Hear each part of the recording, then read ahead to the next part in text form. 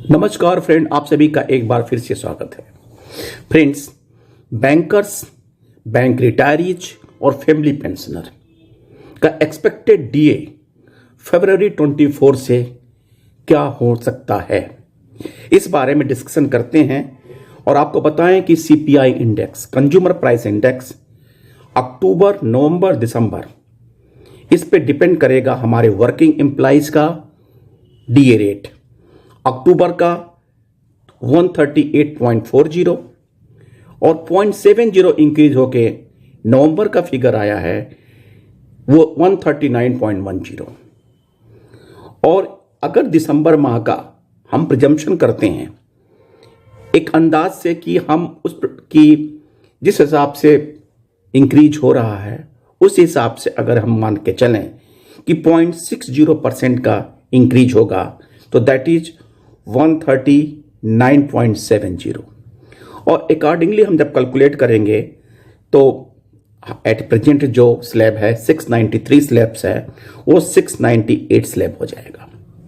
और अकॉर्डिंगली जो प्रेजेंट जो डीए इंक्रीज होगा परसेंटेज वो 48.86%। हमारे एक साथी ने कहा कि स्लैब बताइए, परसेंटेज ना बताइए। तो मैं बताऊं तो वर्किंग एम्प्लॉइज के लिए अगर 0.60 का इंक्रीज हम माह दिसंबर में मानते हैं तो अकॉर्डिंगली 698 स्लैब और डीए रेट 48.86%। और इस समय जो प्रिवेलिंग रेट है वो 48.51% है, यानी अकॉर्डिंगली केवल 0.35% का इंक्रीज होने की संभावना न है यदि कुछ ज़्यादा अंतर नहीं होता है तो। अब हम बात पेंशनर से करते हैं। अगर यही मान के चलें कि क्योंकि पेंशनर का जुलाई, अगस्त, सितंबर, अक्टूबर, नवंबर, दिसंबर 6 माह के कंज्यूमर प्राइस इंडेक्स पर डिपेंड करता है।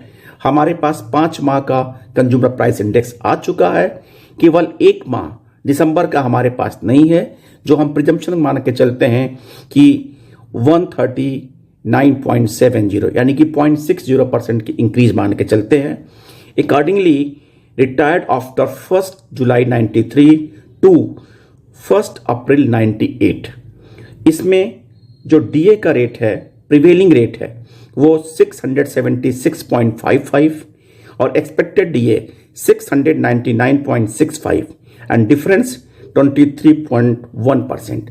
इस साइड में स्लैब्स भी दिए हैं कि कितने स्लैब्स पहले हैं और कितने स्लैब्स होने की संभावना है। Retired from after 1 April 98 to 31 October 2002, जो प्रिवेलिंग रेट है 431.76, एक्सपेक्टेड डीए 447.60 और डिफरेंस अमाउंट 15.84% और स्लैब इसमें भी साइड में दिया हुआ है।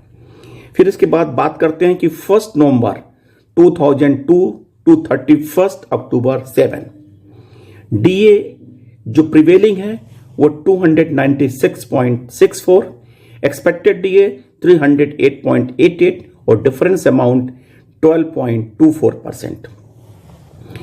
अब बात करते हैं कि retired after 1 November 2007 to 31 October 12, DA जो प्रेजेंट रेट है, प्रिवेलिंग रेट 226.65, एक्सपेक्टेड डीए 236.55 और डिफरेंस अमाउंट 9.9%।